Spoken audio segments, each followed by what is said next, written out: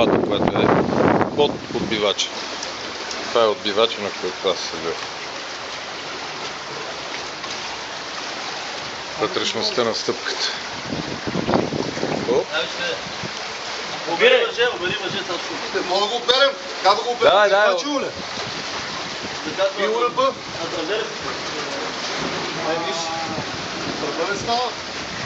Аз знам, че трябва да го оперем. Чукни му 3 пъти. Чукни му с желязо. Можем? Не бе, с желязо чукни по това. Параме това мъже тук. Гледай какво да рода. Аз съм с една кука карал отдолу.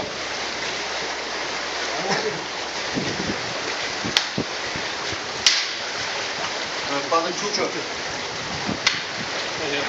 Ти майката и... Чакай. Обира се сам. Може по... През дръпа видиш.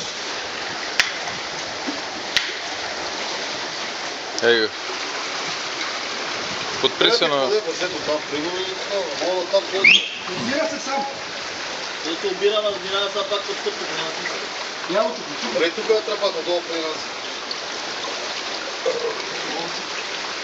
Я му пригответе едно друго въже да му го пуснете тук отгоре. Дай, по-живо. Оп! Дай му ръка и он ще стопане до нас. Въжето се е закачило. Не мога да берем това въжето. Самия ръб или не? Тук е, назад. Направи му гаш. Не бе, вкарай гаша в гаша. Виж това оперем. Ша. Тук от това ръб и... Ето ти това, Сашко.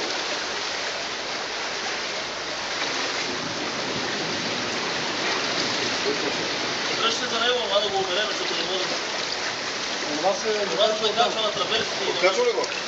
Не трябва да го откачи. Как ще излезе? Как ти става? Сашо, трябва само да се обереш по това въже. Кой го опери? Ела въжето при мене. Той го е пуснал. Това за това го дава.